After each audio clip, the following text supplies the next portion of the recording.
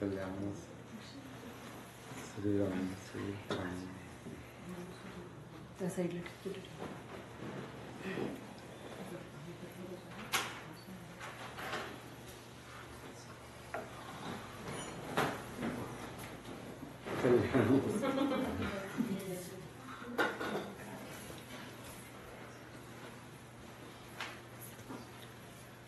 श्री राम श्री राम श्री राम.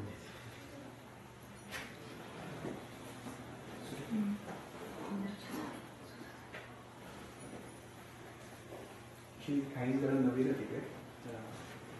विनोद भाई मराठी येत नाही जास्त आणि सुरेखा भाई आणि शर्मिष्ठा ती सौरभची बायको आहे. सौरभ कुठे हा बघितलं. everybody else knows. So I'm just going to briefly, Hussain is not here, do not know about Swamiji. I'm going to tell a little briefly. Swamiji, please correct if I'm wrong. Swamiji basically is, Purvashram is known, was known as Dr. Madhav Navekar. There's no need to tell this is not important really, but he's a PhD in mycology. He was here in the US. He worked in Smithsonian Institute. He did his postdoc and he has done research for 25 years. He was working in Pune also. It was a very well-known research institute. And then because of his Gurudev, Swami Madhavnath, he left everything and fully devoted his entire life to people, sadhaks like us. And we are really fortunate to have him today at our home, and we are blessed by his presence. I'm certain that his bliss is pervading all over here and will help us live a peaceful and content life. I seek his blessings and grace on all of us. Thank you. Atul का बोलो.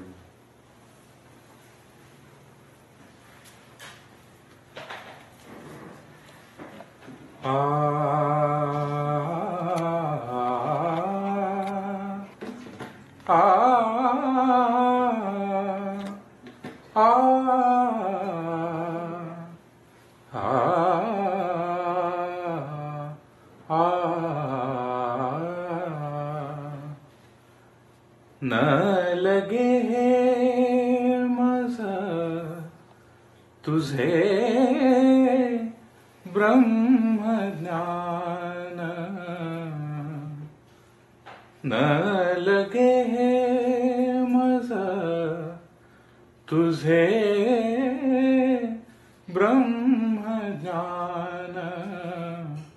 गोजिरे सगुण रूप पुरे, गोजिरे सगुण रूप पुरे.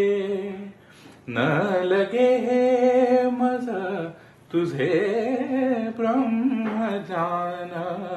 गोजिरे सगुण रूप पुरे, गोजिरे सगुण रूप पुरे.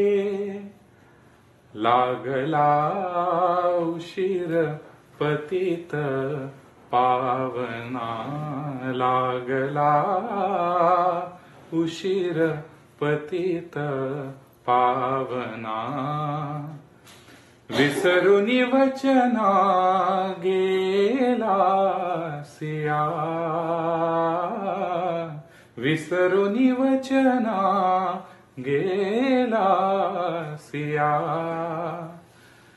गेला सिया. न लगे मज तुझे ब्रह्म ज्ञान. गोजिरे सगुण रूप पुरे, गोजिरे सगुण रूप पुरे. जाळोनी संसार बैसलो अंगणी,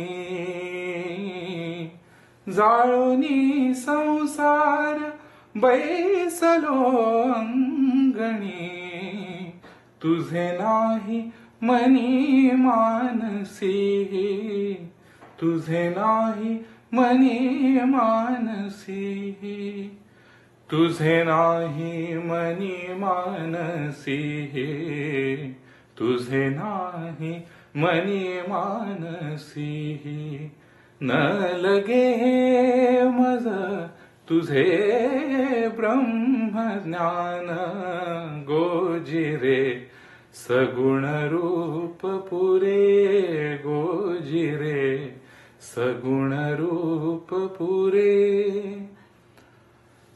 तुका म्हणे नको रागेजु विठ्ठला, तुका म्हणे नको रागेजु विठ्ठला, विठ्ठला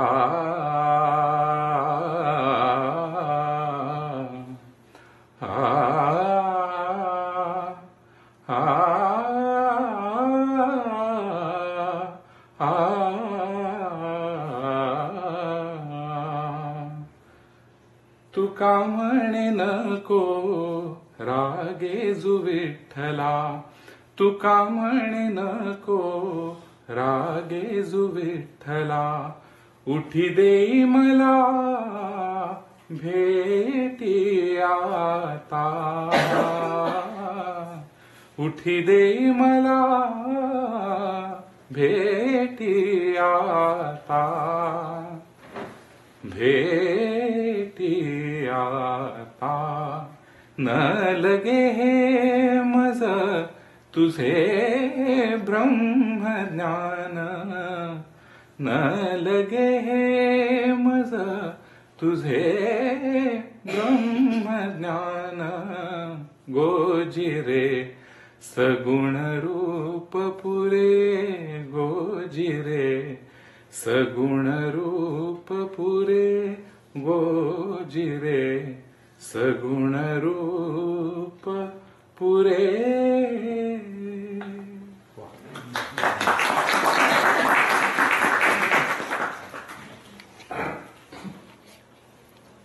वंदे गुरूणां चरणारविंदे,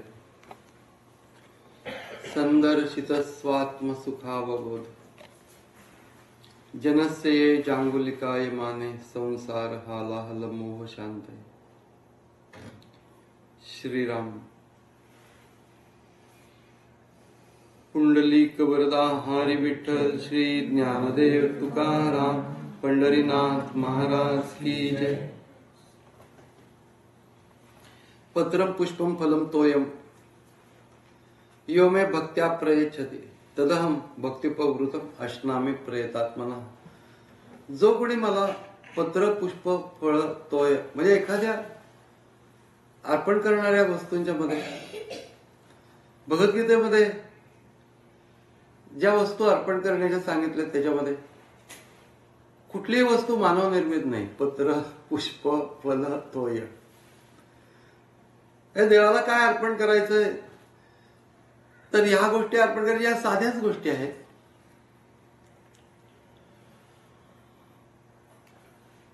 म्हणजे कुठल्याही अर्पण करण्यामध्ये बडेजाव असण्याची गरज नाही. या सगळ्या गोष्टी अर्पण करायच्या या मानव निर्मित नसल्यामुळे देवानेच निर्माण केलं त्यालाच अर्पण करायचं अशी भूमिका याच्यामध्ये आहे. म्हणून अर्पण भक्ती ही अशी स्वतंत्र भक्ती सांगितली गेलेली नाही, परंतु सर्व भक्तींमध्ये अर्पण हे अनुस्यूत आहे. आणि गोंदवलेकर महाराज म्हणत असत की सर्वात श्रेष्ठ भक्ती कुठली असेल तर अर्पण भक्ती. दुसरा एक विशेष भाग म्हणजे कुणालाही करता येते ते. मग हे फार मोठं ध्यान करता येत नाहीये, कारण वेळच नाहीये. कारण तसं मी ठरवलेलं आहे याला वेळ नाही. तर काही मला करता येत नाहीये, परंतु मला एखादं फुल अर्पण करता येतं. ज्ञानेश्वर महाराज म्हणतात की एखादं फुल सुद्धा नाही, एखादं पान अर्पण केलं तरी चालतं. पत्रम अगदी सुरुवातीलाच त्यांनी म्हटलं की फुलाची सुद्धा काही गॅरंटी नसते देवाला, त्यामुळे पत्र पण ज्ञानेश्वर म्हणतात की पत्र अर्पण करायचं म्हणजे पान अर्पण करायचं.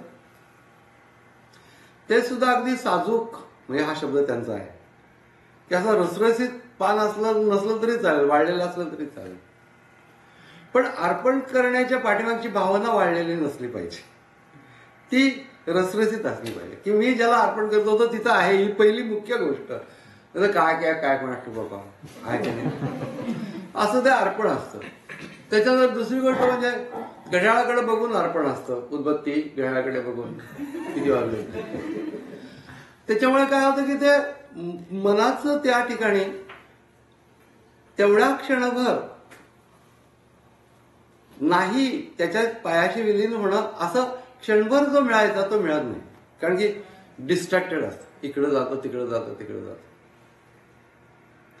म्हणून अर्पण भक्ती ही श्रेष्ठ भक्ती समजली जाते. याचं कारण असं की जितकी भावनेची उंची आहे त्या अर्पण करण्याच्या पाठीमागे, तितकी त्या भक्तीची उंची.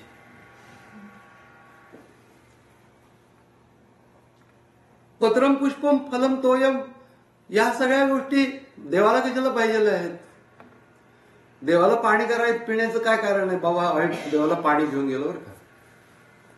तर स्वामी अखंडानंदांनी असं म्हटलेलं आहे, भगवान के पाणी पिणे का महत्व नाही आहे, आपके ले जाने का है.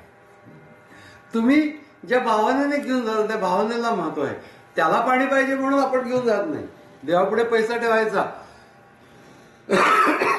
की देवाला बाबा कशाला कमी पडलं तर आपला एक पैसा असू दे असं थोडं की त्याच्या पुढे जो पैसा ठेवायचा तो त्याला लागतो म्हणून नाही ठेवायचा. महाराजांनी असं म्हटलेलं आहे की या पैशातली आसक्ती मी देवा तुला अर्पण करतोय, अशा भावनेने देवापुढे पैसा ठेवला.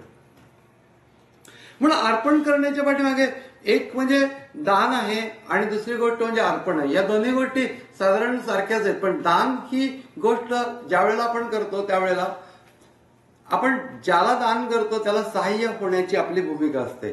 म्हणजे आपल्याकडे थोडंसं मोठेपण असतं त्याच्यामध्ये, दान करण्यामध्ये आणि अर्पण करण्यामध्ये. ज्याला मी अर्पण करतो तो माझ्यापेक्षा मोठा आहे अशी माझी भूमिका असते. त्यामुळे त्या दान आणि अर्पण याच्यामध्ये देणं हे तर आहेच आहे, पण अर्पण करण्याच्या मध्ये ही गोष्ट आहे की जो ज्याला देतो आहे त्याला देणं हे माझं भक्तिभाव प्रगट करण्याचा भाग आहे. त्याच्यासाठी म्हणून त्याच्याकडनं काही अपेक्षा नाही आहे. दान करण्यामध्ये सुद्धा काही अपेक्षा नसावी, परंतु दान ही अर्पण भक्तीची अगोदरची पायरी आहे. कारण की काहीच तरी कसं तरी देणं, एकदा सवय तरी लागली पाहिजे काहीतरी देण्याची. म्हणून ते संक्रांतीची वाणं असतात की नाही, ते पूर्वीच्या काळी संक्रांतीला काय काय काय काय काय काय शोधून शोधून काय काय गोष्टी दिल्या जायच्या आणि त्या सगळ्या संक्रांतीची वाण. पण या गोष्टींचं कारण असं आहे की अजिबातच माणसाला देण्याची सवय नसते. कंपल्सरी होतं काही वेळेला ते देणं वगैरे. त्यामुळे असं देण्याची इच्छा तर नाहीये पण द्यायचंय. एका चर्चच्या ह्याच्यामध्ये एकदा असंच एक ग्रुप जमलेला असतो आणि मग त्याच्यानंतर ते लेक्चर झाल्यानंतर ती थाळी फिरवली जाते. तर त्या थाळीमध्ये सगळ्या बरेचसे बहुतेक सिंगल पेनीज होते. तर त्याच्यावरती आणि त्याच्यावरती तो जो आला होता तो नवीन होता तिथे फादर, आणि तो एकदम रागवला आणि तो म्हटला की why there are so many pennies in the church plate. एकदम रागवून म्हटल्यानंतर सगळे गप्प झाले. ते एक लहान मुलगा होता तिथे, तो पुढे येऊन म्हणला because there are no smaller denomination.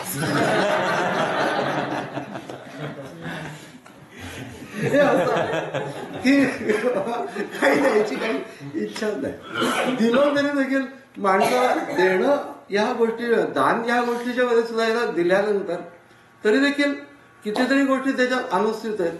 त्याची एक कथा मी तुम्हाला सांगतो. माणसाला कथा ऐकायला खूप आवडत असते. त्याच्यानुसार ही श्रीकृष्णाच्या 2 पत्नी होत्या. एक सत्यभामा होती आणि एक रुक्मिणी होती.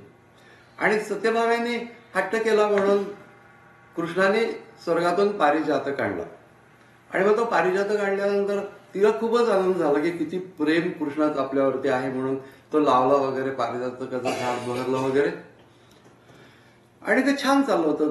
कृष्णाचं आपल्यावर प्रेम आहे याच्यामध्ये आणि त्यांनी आपल्यासाठी आणले याच्या कौतुकामध्ये सत्यभामा होती. मग थोड्याच काळानंतर नारद आले तिथे नारद आल्यानंतर मग काय मजा सुरुवातच होते नारद. पण नारद आल्यानंतर सत्यभामा म्हणले की कृष्णाचं इतकं प्रेम माझ्यावरती काय सांगू नारदला.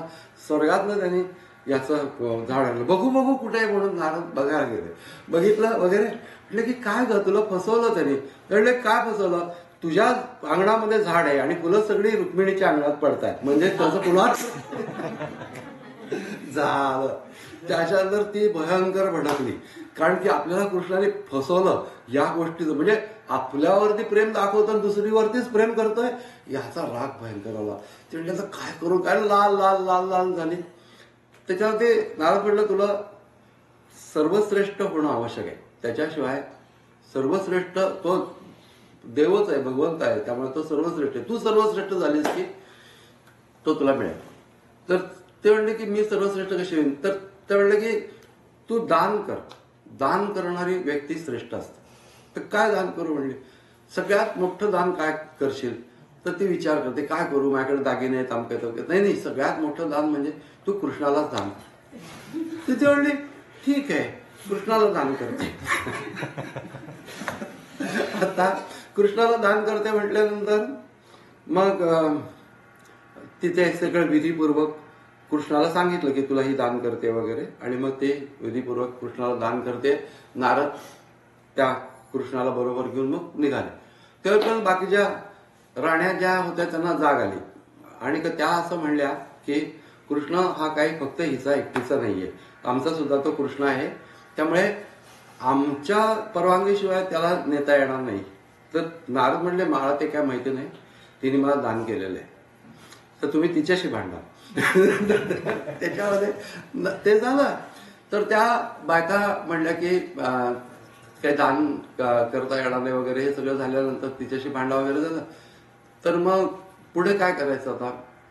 तर मग नारद म्हणतात की मला काय ते काय काय केल्यानंतर तू कृष्णाला सोडशील असं त्या राण्यांनी विचारलं.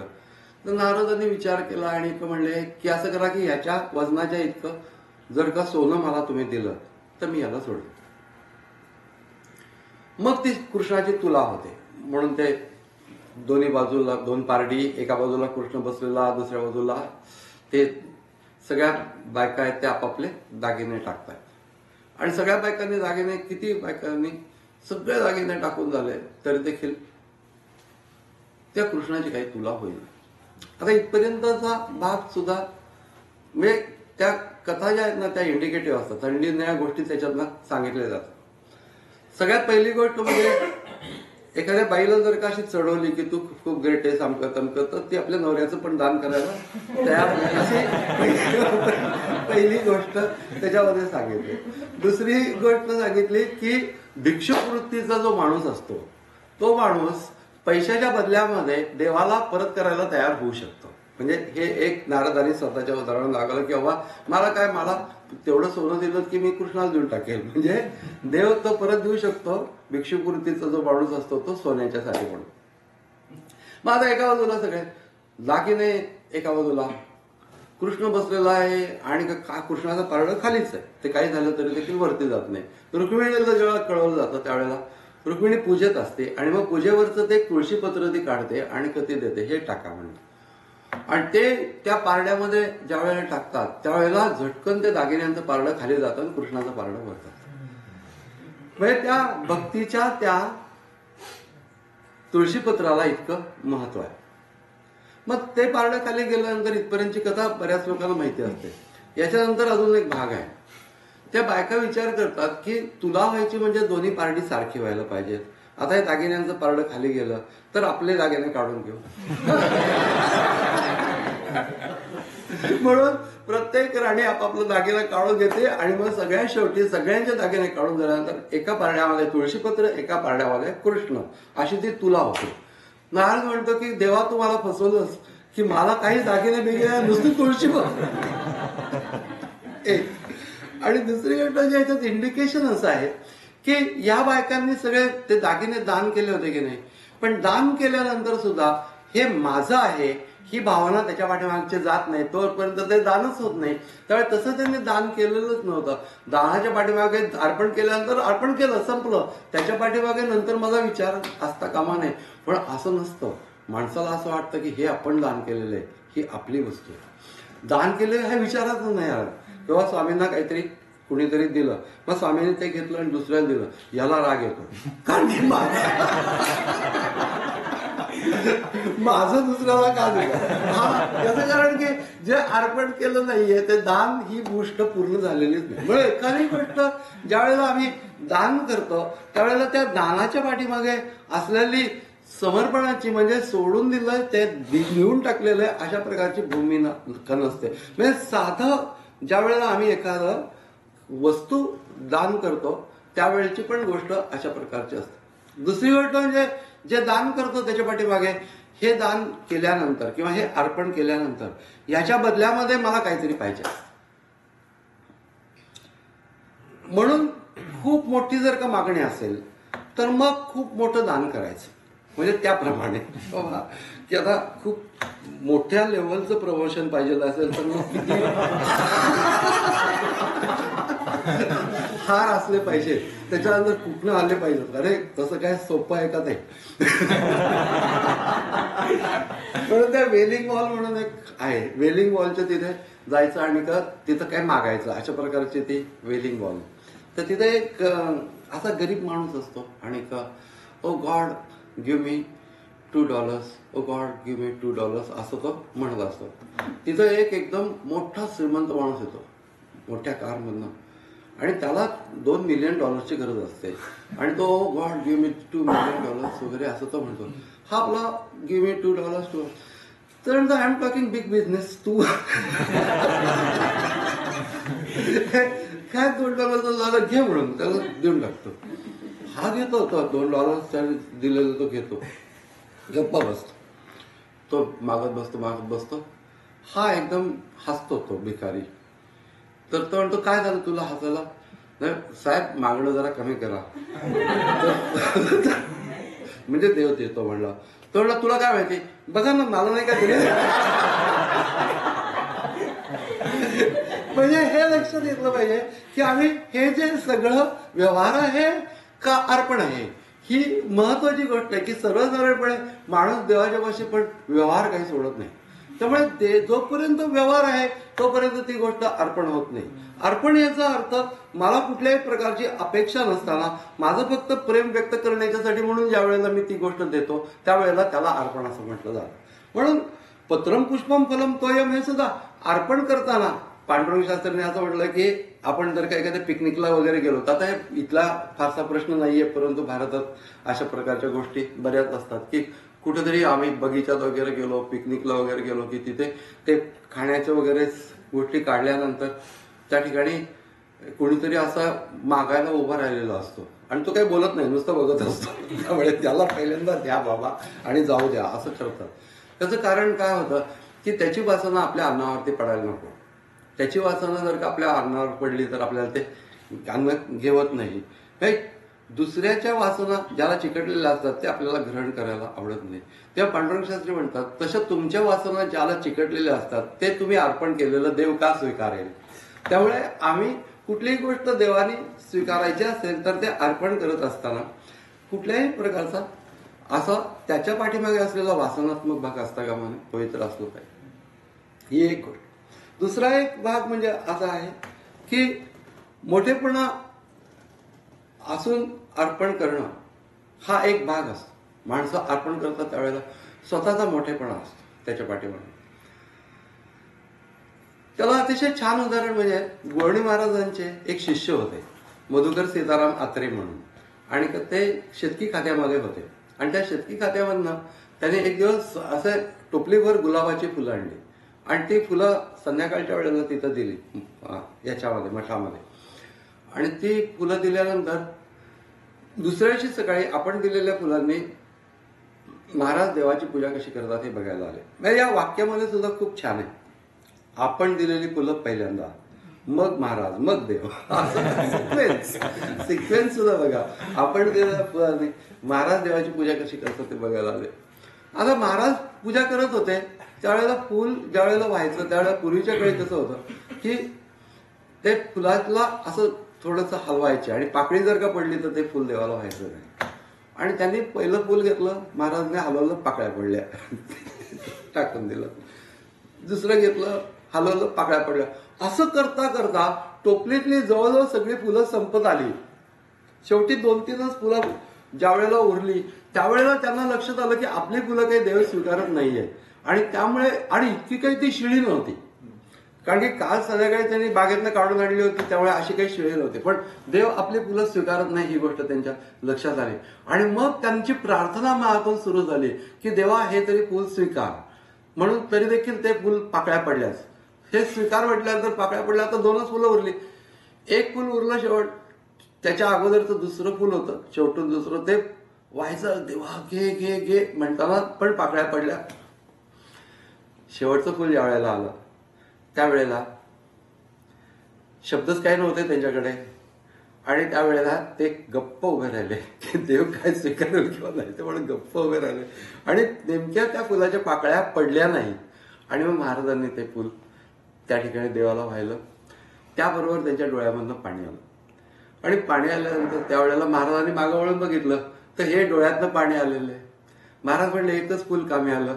तेव्हा ते म्हणले तेवढंच एक शुद्ध होतं. याचं कारण की जोपर्यंत माझा अहंकार आहे, ते माझी फुलं मी दिलेली आहेत वगैरे, म्हणून ज्ञानेश्वर महाराज म्हणले थोरपण पराची सांडीचे, व्युत्पत्ती अवघीच विसरीचे. मी इतका विद्वान आहे, मी इतका मोठा आहे वगैरे, हे सगळं विसरून जा.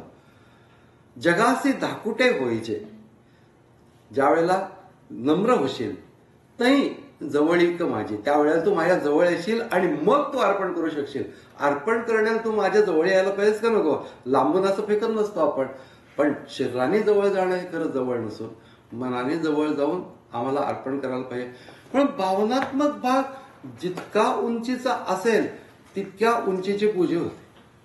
आणि या सगळ्या गोष्टीला आपण म्हणजे नुसत्या वस्तूंचं अर्पण करताना या कितीतरी गोष्टी आम्हाला असं लक्षात येत नाही की या गोष्टी सांभाळायला पाहिजे. देवाचा नैवेद्य मागे मी तुम्हाला सांगितलं होतं, देवाचा नैवेद्य करताना ती गोष्ट तशी सोपी नसते. नैवेद्य करताना म्हणजे सर्वसाधारणपणे आपण कुठनं तरी विकत आणतो तेव्हा नैवेद्य, पण घरात नैवेद्य करायचा आहे, शिरा करायचा आहे, काहीतरी नैवेद्य करायचा असेल तर त्यावेळेला शुद्ध होऊन नैवेद्य करायला पाहिजे. जी व्यक्ती करते ते, त्याच्यानंतर ते शुद्ध होऊन नैवेद्य करताना शरीराने शुद्ध होऊन भागत नाही, त्याच्यासाठी नामस्मरणपूर्वक करायला पाहिजे, म्हणजे जे काही करतोय ते. तिसरी गोष्ट म्हणजे त्यावेळेला कुठलाही विकार उठला नाही पाहिजे. नैवेद्य करताना एक प्रकारची तपसाधन आहे. पूर्वी आणि ते स्वतः न खाता ते सगळं करायचं असतं, उपवास करून करायचं असते. म्हणजे सकाळी खूप खाऊन घेतलं, आता नैवेद्य अन्नावरती वासना नाही, संध्याकाळपर्यंत वासन तुपात खाल्लं त्याच्यामध्ये वासना किती. पण काही न खाता ज्या वेळेला नैवेद्य करतो त्या वासाने माझं मन त्या नैवेद्यावरती जातं कामा नये. ही गोष्ट अवघड आहे. आणि मुख्य ते करत असताना ते महापुरुषांना खूप लक्षात येतं की कसं आहे काय आहे. कलावती देवींच्याकडे एक स्त्री अशा खोबऱ्याच्या वड्या घेऊन गेली होती आणि अशा पांढऱ्या शुभ्र छान खोबऱ्याच्या वड्या होत्या. आणि त्यांनी त्याला अर्पण केल्या केल्या कलावती देवींनी म्हणलं की वड्या रागात झालेल्या दिसतात. तिला कळलं, म्हणलं की कसं काय आहे तुम्ही ओळखलं? सासूच्या वरच्या रागात मी केल्या तर पांढऱ्या शुभ्र वड्या तुम्हाला कसं कळलं? ते म्हणले की वड्या पांढऱ्या शुभ्र आहे पण कृष्णाने लाल रंग दाखवला. म्हणजे ते असं समजून येतं की तुमचा विकार आहे तो त्याच्यामध्ये मिसळला जातो. म्हणून अतिशय शांतपणाने करायला पाहिजे, पवित्र भावनेने करायला पाहिजे. अर्पण करण्याची गोष्ट तशी, अर्पण करण्याची कृती तर साधीच असते, पण त्याच्या पाठीच्या भावनेला महत्व असतं. आणि अजिबात कुठलाही विकार न उठता ते करताना नामस्मरणपूर्वक करायला पाहिजे, मग तो नैवेद्य दाखवण्याचे योग्य होतं. आणि ती गोष्ट करताना मला काही त्याच्यापासून अपेक्षा नसली पाहिजे. हे एवढं सगळं सांभाळणं म्हणजे अर्पण भक्ती तशी जितकी करू तितकी श्रेष्ठ. आणि त्या बाईनी मुळीच रागवता कामा नये अशी तर गोष्ट आहे. पण घरातल्या इतर लोकांनी काय करावं तर ती रागवणार नाही अशी व्यवस्था करावी. बाकीच्या लोकांनी तिने एकटीने रागवायचं नाही हे त्याला कंपल्सन नसावं. सगळ्यांनीच अशा रीतीनं वागावं की ज्या वेळेला घरामध्ये एक वातावरण असलं पाहिजे. पण कधीतरी आम्ही प्रसाद जर का करू, केव्हा तरी एकदा नैवेद्य करू तरी देखील, असं दररोज करायला तर काहीच हरकत नाही, परंतु केव्हा तरी एकदा केलं तरी देखील हे सगळे तंत्र सांभाळून केव्हा तरी करून बघावं असं वाटतं की हा पवित्र आहे. आणि मग ते घातल्यानंतर त्याच्यावर तुळशीपत्र ठेवण्याचं कारण हे असतं की इदम न मम, हे माझं नाही आहे. म्हणजे ही कुठलीही गोष्ट कर्तृत्वही माझं नाहीये आणि भोक्तृत्वही माझं नाहीये, सगळं देवा तुझं आहे. तू जे देशील ते मी प्रसाद स्वरूपामध्ये ग्रहण करेन. म्हणून अर्पण करणं ही भक्ती. नुसतं कुठलीही गोष्ट अर्पण करणं, पत्रम पुष्पम फलम तोयम, या सगळ्या गोष्टींच्या पाठीमागे असलेल्या भावनांना महत्व आहे. आणि त्याच्या पुढची गोष्ट भगवद्गीतेने त्याच्यानंतरच्या श्लोकामध्ये लगेच सांगितले, यत करोषि यद असनासि यत जुहोसि ददासि यत तपस्यसि कौंतेय तत्कुरुष्व मदर्पणम. म्हणजे जे जे काही करतोस ते मला अर्पण कर. आता एखादा पदार्थ अर्पण करणं हे त्या मानाने सोपं आहे, पण जे जे काही करतोस ते अर्पण कर म्हणजे काय करायचं? तर हे कर्तृत्व माझं आहे, ही जी कर्तृत्वाची भावना आहे ते अर्पण कर. मी केलं म्हणून झालं असं जे मला वाटतं ते अर्पण कर, असं तू मनात बाळगू नको. सकाळपासून मी उठलेली आहे ना 3 वाजल्यापासून, म्हणून हे सगळं होतंय.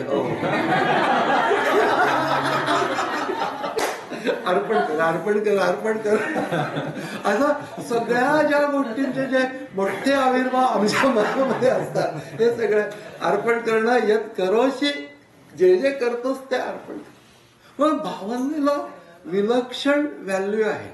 आणि ती गोष्ट करत असताना अहंकार, म्हणजे मी केला करण्याचा अहंकार, त्याच्यानंतर कुठल्याही प्रकारची वासना त्याला असणं, विकारांमध्ये आपण असणं, या गोष्टीतनं आपण अर्पण करणं. म्हणजे त्याची उंची लक्षात घेतली पाहिजे. त्या भावनेची उंची जितकी असेल तितकं ते कर्म उंच होतं. एक छान प्रसंग आहे की पूर्वीच्या काळामध्ये वर्णद्वेष खूप असताना एक माणूस फुगे विकत असतो आणि त्याच्यामध्ये काही काळे फुगे असतात, त्याच्यानंतर काही पांढरे फुगे असतात, हिरवे फुगे असतात, निळे फुगे असतात, आणि एक ब्लॅक असा तो छोटा मुलगा तिथे येतो आणि ते फुगे म्हणजे तो फुगवत असतो आणि ते उंच असे जात असतात दोरी लोकांना. पण तिथे एक काळा फुगा त्याने फुगवलेला नसतो. तेव्हा तो मुलगा त्याला विचारतो, will this black balloon will also go high? त्या मुलाची भावना, will this black balloon will also go high, ते कळतं त्याला. तर my son, it is not the colour but it is the matter inside that rises this balloon. म्हणजे त्याच्या आतमधलं matter आहे ते महत्वाचं आहे. म्हणजे कर्म किती उंच जाईल, भावना किती उंच आहे त्याच्यावर अवलंबून आहे. पदार्थ कुठला त्याच्यावर ते अवलंबून नाही. म्हणून यत करोषि यद अश्नासी, असं ते सगळे श्लोक आहेत. ते सगळे श्लोक हे आपल्याला खूप सोपे वाटतात, परंतु तितकेसे ते सोपे नाही आहेत. त्याच्या पाठीमागे अतिशय सूक्ष्म सूक्ष्म अशा प्रकारच्या धारणा आहे. हे मी कर्म केल्यानंतर त्याचं मला काय मिळणार आहे, काही विचार करू नकोस. जे मिळायचं ते मिळेल. ज्ञानेश्वर महाराजांनी फार सुंदर दृष्टांत दिलेले आहे. हे सगळं तू करतो आहेस या सगळ्या गोष्टींच्या बाबतीमध्ये कर्मयोगाची प्रिन्सिपल्सच आहे. त्याने असं म्हटलं की कोणीतरी कमरेला त्याला दोर बांधलेला आहे आणि पोहतो आहे. जो कासे लावून इतरे तरी आम्ही पोहतो ऐसी उर्मी नुरे. म्हणजे कुणीतरी कासरा म्हणतात ना त्याला लावलेला आहे आणि ते पोहत आहे. त्याला असं काय वाटत नाही काय मी सॉलिड पोहणार आहे. त्याला असं लक्ष देतं की आपल्याला धरलंय म्हणून आपण ठीक नाही तर बुडणार. जो कासे लावून इतरे ते आम्ही पोहतो ऐसी उर्मी नुरे ना तरी पुरोहितू नाविश करे दातेपणे. पुरोहित म्हणजे राजाचा जो पुरोहित असतो की नाही, तर राजाला जर का काही दान द्यायचं असेल तर तो पुरोहिताच्या माध्यमातून देतो. तो काय राजाला प्रत्येकाला पैसे वाटत बसत नाही, पण राजा दानी आहे म्हणजे तो आपल्या चवाटा मांडून बसलाय, या सगळ्यांना दान देत बसलाय असं तर राजा करत नाही. तो पुरोहिताला सांगतो, तो पुरोहित राजाच्या वतीने पैसे देतो. पुरोहित राजाच्या वतीने पैसे देतो तेव्हा पुरोहिताला असं वाटत नाही मी केवढा दानी आहे, कारण की त्याला माहिती असतं की धन हे राजाचं आहे, मी फक्त देतो आहे. तसं तुम्ही तुमचं कर्म करत असाल त्यावेळेला तुम्हाला मिळालेली शक्ती, तुम्हाला मिळालेली बुद्धी, तुम्हाला मिळालेली प्रेरणा या आणि परिस्थिती या सर्व गोष्टी ईश्वर नियोजित असल्यामुळे तुम्ही जे करतात फक्त तुम्ही निमित्त मात्र आहात अशा प्रकारची भावना ठेवलीत तर ते कर्म तुमच्या उद्धाराला कारणीभूत होईल. नाहीतर मग तेच कर्म तुम्हाला अडकवायला कारणीभूत आहे. म्हणून ही गोष्ट कर्मयोगाचा प्रिन्सिपल आहे. दुसरी गोष्ट म्हणजे यातनं मला काय मिळणार आहे हा विचार करू नको. सांडूनी दुधाची टकळी, गोवर्धन गोधने वेटाळी. दुधाची टकळी म्हणजे आता आपण म्हणतो काय टकळी आहे, तर टकळी म्हणजे पुन्हा पुन्हा तेच विचार. आणि दुसरी गोष्ट म्हणजे त्या एक किती दूध देणार. आता गाय ज्या वेळेला चरायला घेऊन जातो, अनेक गायी घेऊन जातो चरायला, त्यावेळेला कुठली गाय किती दूध देणार या हिशोबाने तो त्यांना चारत नाही, की बाबा ही छान दूध देते ना, हिला चांगलं चारा वगैरे असं काही करत नाही. तो सगळ्या गायींना चारतो. त्या दुसरी महत्वाची गोष्ट म्हणजे गायींना चारत असताना अजून एक गोष्ट आहे की त्याचं त्या गायींच्यावर प्रेम असतं. त्यामुळे तो दुधाची टकळी सांडून टाकून देऊन म्हणजे दुधाचा विचार न करता जसा गोवर्धन म्हणजे गुराखी गायींना चारतो, त्याप्रमाणे तू तुझी कर्म कर की त्यानुसार तुझं त्या कर्मांवर प्रेम असू दे. त्याच्यानंतर काय कर, कुठलं कर्म काय दूध देणार आहे याचा तू विचार करू नकोस. नाही, सौंदर्य या सर्व गोष्टींच्या मधून आहे. आणि हे लक्षात घेतलं पाहिजे की अर्पण हे करत असताना, कर्म अर्पण करताना पदार्थ अर्पण करणं हा भाग आहे, पण त्याच्यापेक्षा कर्म अर्पण करणं फार अवघड गोष्ट आहे. साधी घराच्या समोर रांगोळी काढली तर देखील जाता येताना माणसाला त्या बाईला असं वाटतं की येणारे जाणारे प्रत्येकाने कौतुक केलं पाहिजे, कुणी काढली असं म्हटलं पाहिजे. असं काहीतरी दुधाची टकळी असते. त्यानुसार माणसाच्या मनामध्ये अपेक्षा असते, थोडीफार असणार, याच्यात काही शंका नाही. कारण की हे मानवी जीवन आहे. असं काही नाही होणार की अगदी निरपेक्ष, नवरा निरपेक्ष, बायको निरपेक्ष, मुलं निरपेक्ष, अशा प्रकारचा संसारच होणार नाही. अपेक्षाही असणार, पण त्या इतक्या प्रमाणात असू नये. आणि मुख्य गोष्ट म्हणजे तुम्ही ज्या वेळेला ईश्वरी उपासना करता त्यावेळेला त्या बाबतीमध्ये असू नये, ही त्याच्यातली महत्वाची गोष्ट आहे. की ईश्वराची उपासना करता त्यावेळेला कशासाठी करता? ईश्वरासाठी ईश्वराची उपासना. बाकी उचट कोणत्याही कारणाच्यासाठी म्हणून उपासना नाही. आणि हे सगळं मी अर्पण करतोय. येर पत्र पुष्प फळ हे भजावया मिस केवळ, म्हणजे हे माझं प्रेम अर्पण व्यक्त करण्याच्यासाठीचं साधन आहे. बाकी काही त्या पत्र पुष्प फळ याला महत्व नाही. पत्रम पुष्पम फलम तोयम याच्यामध्ये येर पत्र पुष्प फळ हे भजावया मिस केवळ, वाचून यामुचा लाग निष्कळ भक्ती तत्व. निष्कळ म्हणजे कळा नसलं, संपूर्ण माझं आवड असणं हेच संपूर्ण भक्ती तत्व आहे.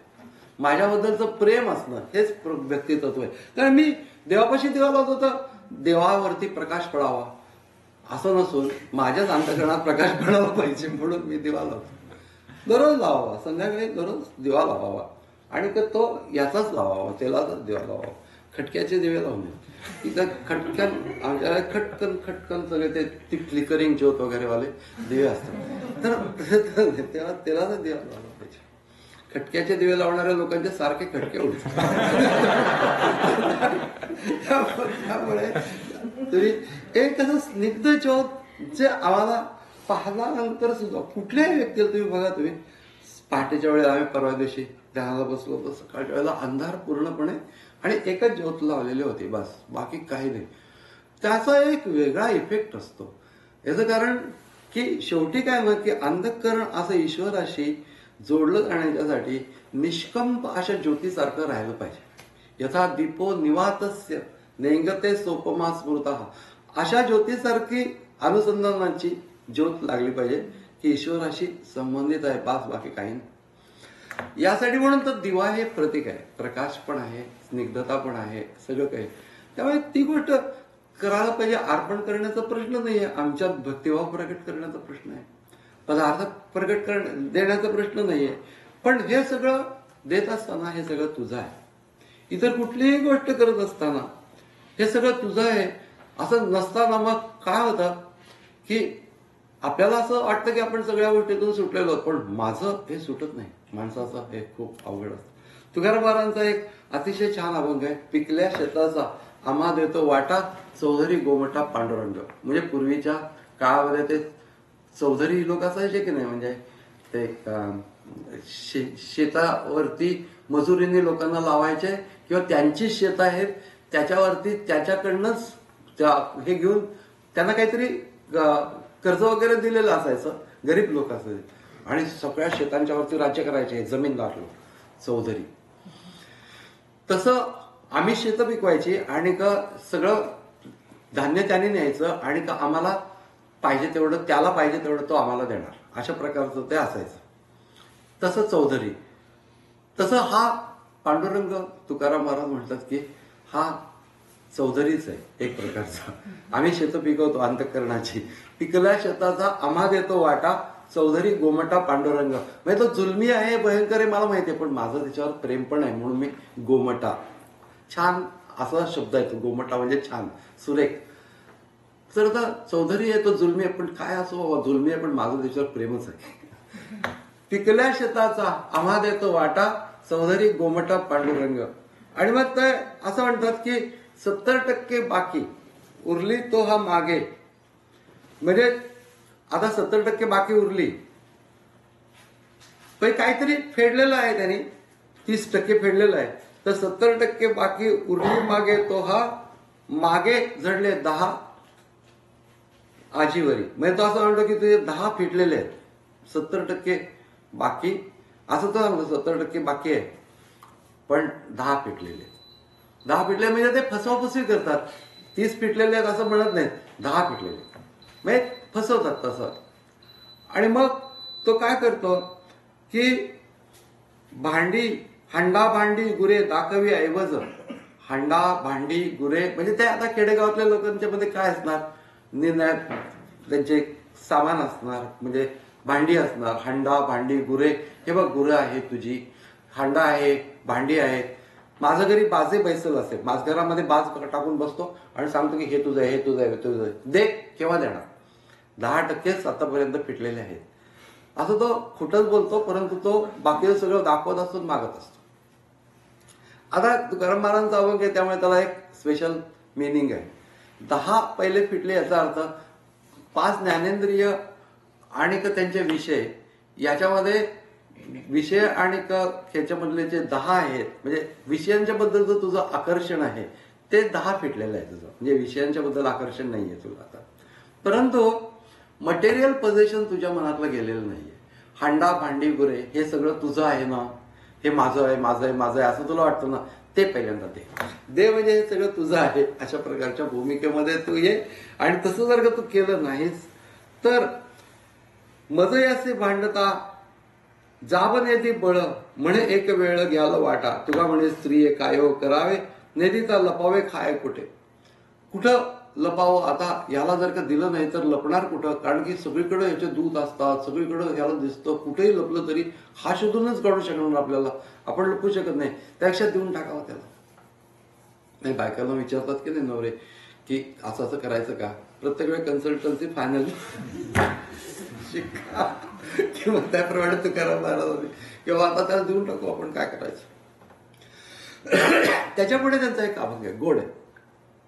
खावे प्यावे ल्यावे जमा खर्च तुझ्या नावे. मी आता एक भूमिका घेतली, खायचं प्यायचं, नंतर पांघरायचं, द्यायचं, कुणाला द्यायचं असेल तर खावे प्यावे ल्यावे द्यावे जमा खर्च तुझ्या नावे. जमा खर्च तुझ्या नावे म्हणजे तुझंच आहे सगळं. आता सरली कटपट झाडा पाड्याचा बोबाट, म्हणजे तू यायचं माझा झाडा घ्यायचा, झाडा घ्यायचा म्हणजे तपासून घ्यायचं, हे सगळी भानगडच संपली, हे सगळं तुझंच. त्यामुळे आता तू झाडा घेऊन हे तुझं आहे तुझं आहे असं दाखवत बसू, हे सगळं तुझंच आहे. नाही ऐसे आम्हा काम सांगायचं, म्हणजे आता आम्ही फक्त एवढं सांगणार की हे आहे हे नाही. म्हणजे जसं की ते पंडित वगैरे ठेवतात ना याच्यासाठी, म्हणजे स्वयंपाकी वगैरे ठेवतात की नाही, पंडित म्हणतात तिकडे नागपूरकडच्या भागामध्ये पंडित वगैरे ठेवतात ना, म्हणजे पंडित लोकांचे काय काय कामं असतात ते बघा. पंडित तर त्यांनी ते स्वयंपाक वगैरे सगळं करायचा, पण तो अमुक एक गोष्ट पदार्थ संपला आहे तर तो पदार्थ संपल्याचा त्या पंडितला त्रास नसतो. तो फक्त मालकाला सांगतो की तेल संपलेलं आहे, गुळ संपलेला आहे. तो काय असं म्हणत नाही की अहो पैसे आहेत का, आपल्याला तेल आणायला पाहिजे, असं तो पंडित म्हणत नाही. काय करायचं ते कर, तेल संपलंय, ज्या वेळेला हे नसेल त्यावेळेला मी स्वयंपाक करणार नाही, फिनिश. भाग आहे तसं आहे. नाही ऐसे आम्हा काम सांगायचे, आम्ही फक्त सांगणार की हे नाहीये हे आहे, त्या फक्त सांगायचं. आणि तुका म्हणे भार, म्हणजे जे काही डोक्यामध्ये आहे, तुका म्हणे चिंता भार वाहे तुझ्या माथा. आता सगळ्या चिंतेचा भार सगळा तुझ्याकडे, की आता याला काय द्यायचं काय नाही हे तू ठरव. मी आता ठरवत नाही. ही जी भूमिका अंतःकरणाची झाली की सगळं त्याचंच आहे, तो देईल ते असं म्हटल्यानंतर माझ्या डोक्याची काळजी परमेश्वराच्या डोक्यामध्ये जाते. याला काय द्यायचं हे तो ठरवतो. भावनात्मक भाग आहे. अशा रीतीने याला चिकित्सा करण्याचा हा विषय नाहीये, हा प्रांत चिकित्सेचा नाहीये, हा भावनेचा भाग. मग अतिशय सुंदर पद्धतीने या सगळ्या गोष्टींची सवय लागण्याच्यासाठी म्हणून वेगळ्या वेगळ्या प्रकाराने अर्पण करायला शिकवलं असतं. म्हणून उदाहरणार्थ क्षेत्राच्या ठिकाणी गेलं तर काहीतरी अर्पण करतात, म्हणजे ते सोडून द्यायचं, ती गोष्ट तिथं सोडून द्यायची. पण ते माणसं ते सगळं गोष्टी इतक्या आपल्या सोयीने करतात की बाबा सासूबाई गेल्या ना त्यांच्या हस्ती विसर्जनाला आम्ही गेलो होतो, त्या ठिकाणी सोडून द्यायचं म्हणून मुगाचे लाडू सोडून दिले. तर का मुगाचे लाडू सोडून दिले? फार आवडत होते का? नाही नाही, आवडत नव्हते, सासूबाई पण नव्हते आवडत, एकदमच सोडून दिलं. हे अशा प्रकारचं जे अर्पण आहे त्या अर्पणामध्ये काही अर्थ नाही. या सगळ्या गोष्टीला एक खरी गोष्ट असली पाहिजे आणि ती गोष्ट असली तर त्या गोष्टीच्या मधनं हे अर्पण करत असताना हळूहळू मुख्य भाग जो आहे तो श्रेष्ठ अर्पण म्हणजे माझ्याजवळ जे आहे त्यातलं उत्कृष्ट आणि अग्रभाग अर्पण करणे, ही सगळ्यात महत्वाची गोष्ट. अर्पण करत असताना अग्रभाग अर्पण करायचा. म्हणजे आपण बघा की सगळ्यांची जेवणं झाल्यानंतर देवाला नैवेद्य दाखवत नाही किंवा उरलेल्या पदार्थांचा देवाला नैवेद्य दाखवला असं करत नाही. सगळ्यात पहिली गोष्ट असेल ते अर्पण करायचं. असा सुरेख प्रसंग या निरनिराळ्या लोकांच्या जीवनामध्ये असतात. त्याच्यातला एक प्रसंग म्हणजे रामकृष्ण एका ठिकाणी गेलेले होते आणि ते चित्र देवादिकांची खूप छान चित्र होती, ते पाहायला गेले होते. मग रामकृष्ण आले म्हणून त्यांनी काही मिठाई आणि काही पदार्थ वगैरे ताटामध्ये घालून पाठवले आणि ते यांनी थोडे थोडे ग्रहण करावेत. यांना पाठवल्यानंतर यांनी थोडे ग्रहण केले प्रसाद म्हणून बाकी. मग त्याच्यानंतर त्यांनी विडे पाठवले. आता तिकडच्या भागामध्ये ना, कलकत्ता वगैरे या भागामध्ये विडा देणे ही गृहस्थाश्रमी माणसाने विडा देणे येणाऱ्या माणसाला हे त्याचं मोठं आदरातिथ्य करण्याचं असतं आणि त्याने तो स्वीकारणे म्हणजे हे प्रेम स्वीकारण्यासारखं असतं. आणि त्याप्रमाणे त्याने तो विडा दिला. तर ते विडे ज्या वेळेला तिकडून येत होते त्यावेळेला येताना वाटेत ताट येताना काही लोकांनी आपले विडे घेतले आपापले आणि मग ते ताट आलं तेव्हा रामकृष्णाने काही विडा घेतला नाही. तर गर्दनी होता तो रागवला. तो म्हणला की विडा का नाही घेतला? तर ते म्हणले की काय आहे की माझी एक पद्धत आहे म्हणले की जे काही घेतो ते मी मनोमन हे जगन्मातेला नैवेद्य दाखवतो आणि मग मी ग्रहण करतो. म्हणजे विडा जर का घेतला तर जगन्मातेला मी नैवेद्य दाखवतो आणि मग मी ग्रहण करणार. मनोमन दाखवतो म्हणजे बाह्य काही कृती नाही परंतु मनोमन दाखवतो. पण त्या ताटातले विडे इतरांनी जर का अगोदर घेतले तर मी जगन्मातेला नैवेद्य कसं दाखवणार? म्हणून मी ते घेतलं नाही. म्हणजे एखाद्या व्यक्तीच्या एकंदर बारीक सारीक गोष्टींच्या मध्ये कशीही अर्पण भावना पूर्ण मुरलेली असते त्याची ही उदाहरण आहे. असं सुंदर आणि कितीतरी संतांच्या बाबतीमध्ये असं लक्षात येतं की मनोमन या ह्याच्यावरती संत वावरत असतात. असेच कलावती देवी एका ठिकाणी गेलेल्या होत्या आणि कीर्तन वगैरे प्रवचन झालं आणि त्याच्यानंतर चहा घेणार का तुम्ही म्हणून चहा घेत तर चहा आणला. ते चहा आणला तर त्याच्यात दुधाची साय पडली होती मोठी.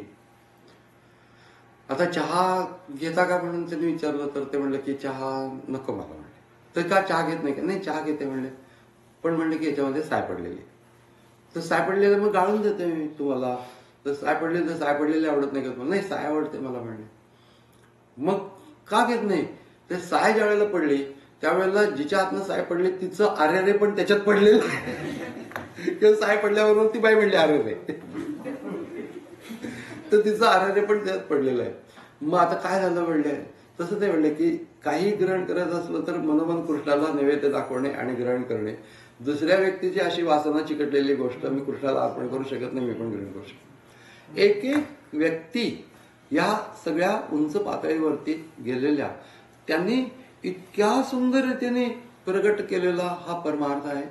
कोण करू शकतो कोण करू शकत नाही असं नाही, कुठलीही व्यक्ती करू शकते. मी एका गजरेवाल्याचं उदाहरण नेहमी सांगत असतो. तो एकदा मी सोलापूरच्या रस्त्यावरती एसटीने प्रवास करत होतो आणि त्यावेळेला वाटेतल्या एका स्टेशनवरती एक गजरेवाला मोठा गजऱ्याचा हरा घेऊन तो एसटीत चढला.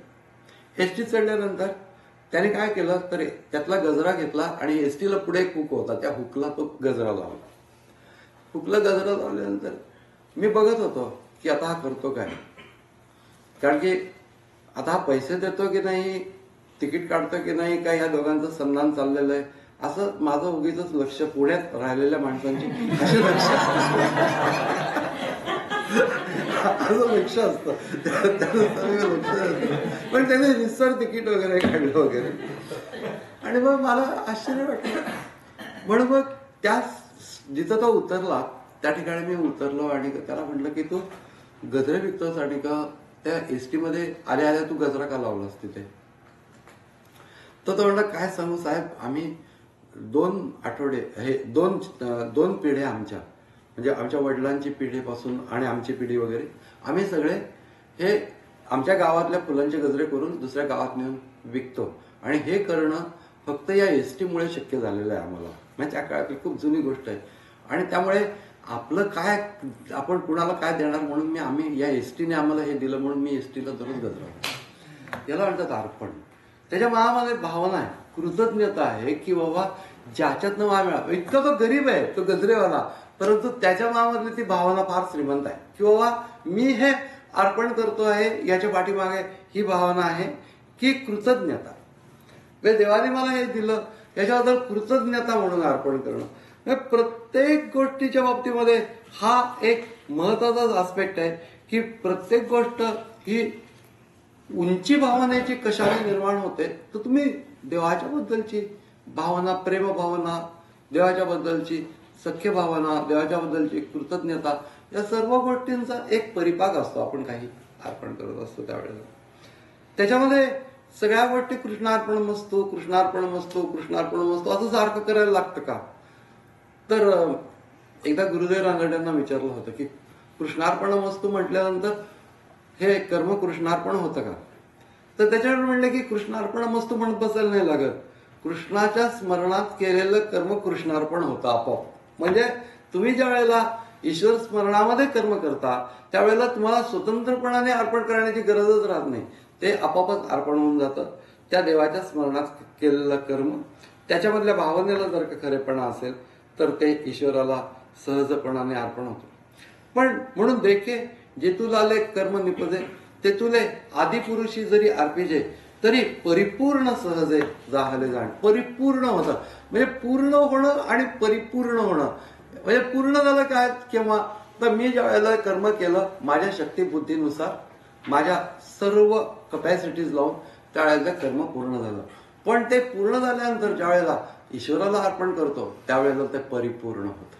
म्हणजे परिपूर्णतेची ही एक व्याख्या आहे आणि ती गोष्ट करताना माझ्या कर्माने मी ईश्वराची पूजा करतो आहे. यत प्रवृत्तीभूतानां येन सर्वमिदं ततं स्वकर्मणा तमभ्यर्च्य सिद्धिं विंदती मानवः. मैं जे जे कर्म करतो त्या कर्माने मी ईश्वराची पूजा करतो आहे, अशा प्रकारची भूमिका. ही भूमिका खूप व्यक्तींनी मनामध्ये धरून त्याप्रमाणे मोठी मोठी कर्म केली. हे माझं कर्म हे देवाची पूजा आहे. भक्तांनी जसं केलं, देवभक्तांनी जसं नाही, देशभक्तांनी पण असं केलं. सगळ्यात उत्कृष्ट उदाहरण म्हणजे लोकमान्य टिळक. त्यांना त्यांच्या वयाच्या 51व्या वर्षीचा जो वाढदिवस होता त्या दिवशी तुरुंगवास होता. म्हणजे राजद्रोहाच्या खटल्याच्या खाली वगैरे खोटं नाटक करून एकदा तुरुंगात घातलं त्यांना. आणि जो तुरुंगाधिकारी जो होता त्याला खूपच वाईट वाटत होतं की आज यांना कैद्याचे कपडे द्यायचे आहेत.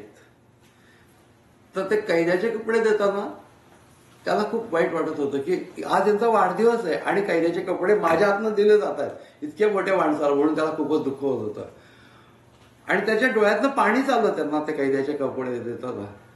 तेव्हा टिळक म्हणले की अरे तुम्ही एवढं वाईट वाटून घेऊ नका. म्हणले मला काही वाईट वाटत नाहीये, याचं कारण की जे जे काही मी करतो आहे ते सर्व माझी ही भारत मातेची पूजा आहे. आणि या पूजेचे हे कपडे आहेत. म्हणजे हे पूजेचे 16 असते की नाही म्हणले, तसं हे पूजेचे कपडे आहेत. तुम्ही मला जे कैद्याचे कपडे देतात, भावनाच इतकी उत्कृष्ट आहे की मी जे करतो आहे, माझं शरीर, माझं सगळं जीवन हे सगळं त्याला अर्पण केलेलं आहे. ईश्वराला अर्पण जसं करतो तसं राष्ट्रदेवतेला अर्पण केलेलं आहे. आणि त्याच्यासाठी म्हणून मी हे कैद्याचे कपडे म्हणजे माझं सोहळं आहे. ही गोष्ट खूप उंचीची. त्यावेळी एखादा माणूस कितीतरी चिडला असता, राष्ट्रभक्त आहे मी आणि का त्याच्यानंतर हे खोटं नाटक करून सारखं तेच जवळ काय नाही, ते शांत होते. हे फार मोठी माणसं होऊन गेली आपल्या भारतामध्ये. एकापेक्षा एक जर का ती चरित्र बघितली, राष्ट्रभक्तांची चरित्र जरूर बघायला पाहिजे. ज्या वेळेला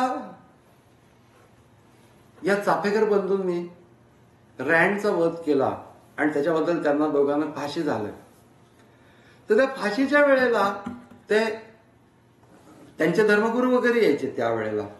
ते येतात त्यावेळेला एक भाऊ, जे 2 भाऊ होते त्याच्यातला जो दामोदर होता पहिला मोठा, तर तो भगवद्गीता वाचत होता. आणि दुसरा जो होता तर तो सूर्यनमस्कार घालत होता. त्यांना त्यावेळेला त्याने विचारलं की अरे तुम्हाला एक 15-20 मिनिटांनी फाशी देणार आहे, तर तू गीता काय वाचतो? त्याला विचारलं तू सूर्यनमस्कार घालतो. त्यांनी असं उत्तर दिलं की आमच्या धर्मामध्ये असं सांगितलेलं आहे, देवाला जे अर्पण करायचं ते टवटवीत असलं पाहिजे, छान असलं पाहिजे. त्यामुळे आता आमचं शरीर आम्ही अर्पण करणार आहोत ना, मनाचंही शरीर चांगलं असलं पाहिजे, म्हणून मी गीता वाचतो आहे आणि मी सूर्यनमस्कार घालतो, कारण की टवटवीत शरीर असलं पाहिजे, भारत मातेला अर्पण करायचं. ही इतकी उंचीची गोष्ट आहे. ही सामान्य गोष्ट नाही. सामान्य माणूस वागू शकणार नाही, असं म्हणू शकणार नाही. म्हणून या राष्ट्रभक्त लोकांनी सुद्धा देव त्यांचा राष्ट्रच होता. म्हणून देवाला किंवा कुठल्याही उच्च उद्देशासाठी ज्या वेळेला आम्ही अर्पण करणार आहोत, ते अर्पण करताना आमचं मोठेपण बाजूला ठेवणं, आम्हाला त्याच्यापासून काही अपेक्षा नसणं, या सर्व गोष्टीपेक्षा ज्याला अर्पण करतो त्याच्याबद्दल उत्कट प्रेम असणं, ही त्याच्यातली सर्वात महत्वाची गोष्ट आहे. म्हणून ही गोष्ट माझ्या मनामध्ये इतकं नसेल तर करता करता विकसित होते. करता करता विकसित होते. मी एक फूल अर्पण करताना असं म्हटलं पाहिजे की देव तिथं आहेच आहे आणि मग त्याला मी अर्पण करतो आहे. बस तेवढा वेळ, जो काही अर्धा मिनिट असेल तो वेळ त्याचा आणि माझा, बाकी कोणी नाही, काही नाही, मी आणि तू. असं ज्या वेळेला होतं त्यावेळेला खऱ्या अर्थाने अर्पण होतं. उचिते कर्मे आगावी तुवा आचरोनी मज अर्पावे, परी चित्तवृत्ती न्यासावी आत्मवृत्ती. आणि ही गोष्ट करत असताना मन कुठे ठेवावं? चैतन्यातच मन ठेवावं. ज्या ठिकाणी आतमध्ये चैतन्य आहे, ज्याला अर्पण करतो तिथे चैतन्य आहे. अशा रीतीने आंतरिक चैतन्य आणि बाह्य चैतन्य यांची मस्तक ठेवताना एकरूपता होते आतमध्ये. ही महत्वाची गोष्ट किंवा तुला अर्पण केलेलं आहे. आपुले व्यक्तित्व वाहिले चरणी घ्यावे सांभाळून आता मज. तुझ्याची नामाचा घेऊन आधार पाववीन पार जड जीवा. स्वामी म्हणे मज तुझे कृपा बळ म्हणून या खेळ खेळत असे. म्हणजे दुसऱ्यांना ज्या वेळेला ते नाममंत्र देत असत त्यावेळेला सुद्धा तुझ्या नामाच्या आधाराने जड जीवांना म्हणजे इतरांना मी ते देतो आहे. हा खेळ मी तुझ्याच आधाराने करतो आहे. ज्या वेळेला मी गुरुस्थानी असलेली व्यक्ती इतकी भक्त असू शकते याचं हे उदाहरण आहे. किंवा तुझंच आहे सगळं. पण आपण अगदी लहान पण ज्या वेळेला आपल्या मनामध्ये असेल त्यावेळेला उपासनापासून सर्व गोष्टी, या सर्व गोष्टी देवाच्याच आहेत, देवाच्याच प्रेरणेने होत आहेत. या भूमिकेमधून ते करावं. महाराजांनी सांगितलं होतं, गोंदवलेकर महाराजांनी, त्यानुसार एकाने 13 कोटी जप पूर्ण केला आणि का महाराजांच्या जवळ आला आणि का म्हणला महाराज तुम्ही म्हटलं की 13 कोटी जप झाला तर राम भेटतो, पण माझा 13 कोटी जप झाला पण राम काय भेटला नाही. तर त्याच्यावर महाराज म्हणले की अरे 13 कोटी म्हणजे हिंदीतलं 13 कोटी, तुझं मेरा कोटी चाललेलं आहे. म्हणजे मी जप केला आमका हे सगळं सोडून देतो म्हणजे मग तुला तो भेटेल. भूमिका अशी आहे की क्वांटिटी महत्वाची नाही, क्वालिटी ही महत्वाची आहे. तुम्ही कुठलीही गोष्ट करत असताना त्या क्वालिटीनुसार जसं असेल, मग किती उत्कृष्ट कर्म केलं, कितीतरी मोठं कर्म केलं तरी देखील या कर्मात आपण सावधान असणं आवश्यक. हनुमंत ज्या वेळेला लंका दहन करून ज्या वेळेला परत आले त्यावेळेला प्रभू रामचंद्र आणि का सगळे वानर वगैरे हे सगळे बसलेले होते आणि रामाने मोठ्या कौतुक करून हनुमंताच्याकडे बघून, हनुमंता सांग लंका कशी जाळलीस. सगळेजण उत्सुक होते. त्यावेळेला हनुमंत म्हटले थांबा प्रभू, लंका मी जाळली नाही. ते म्हणले मग कुणी जाळली? तर हनुमंत म्हणले तुम्ही जाळली माझ्याकडून, तुम्ही जाळली माझ्याकडून. ही जी भूमिका आहे ही भूमिका अतिशय उंच भूमिका. या सगळे प्रसंग आम्हाला हे शिकवत असतात की तुम्ही याच्यातनं काहीतरी शिकलं पाहिजे की मी करतो, माझ्याशिवाय होत नाही, हे सगळं माझं आहे. या सर्व गोष्टी थोड्या थोड्या बाजूला ज्या वेळेला करू आपण आणि मग त्यानंतर या मोठेपणाचा सगळा जो आविर्भाव आहे तो अर्पण करू, त्यावेळेला खरं अर्पण होत असतं. कारण कुठल्या तरी गोष्टी त्याचा मला देवाचाच आधार आहे म्हणून मी त्याच्याच आधाराने राहतोय, त्याच्याच आधाराने त्याला अर्पण करतोय, त्याच त्याला अर्पण करतोय. या सगळ्या उंच भूमिका आहेत अर्पण भक्तीच्या पाठीमागे. त्याच्यामध्ये एकदा बाबा बेलसरेंना असं विचारलं होतं एकाने की how can the progress in spirituality be counted. तर त्याने म्हटलं की it can be counted in terms of vanishing of ego. जितका अहम कमी होईल तितक्या प्रमाणात तुमचा प्रोग्रेस झाला असं समजावं.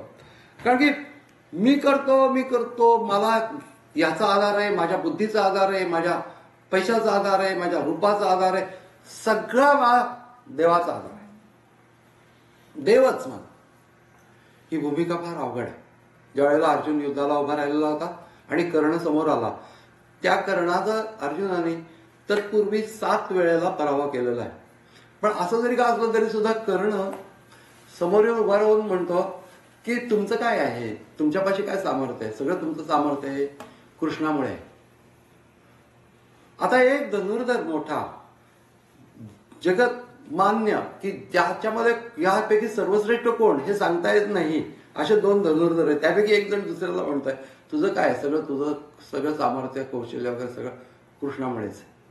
एक मोठा अपमान आहे. तर त्याच्यावर ते अर्जुन म्हणतो खरंच आहे. एकदम तो म्हणत नाही की ये तुला दाखवतो. अर्जुनाची एक भूमिका बघा की हे सगळं तुमचं कृष्णामुळे, हो खरंच आहे म्हणून तर मी तुला सांगतो की कृष्णाला शरण आहे.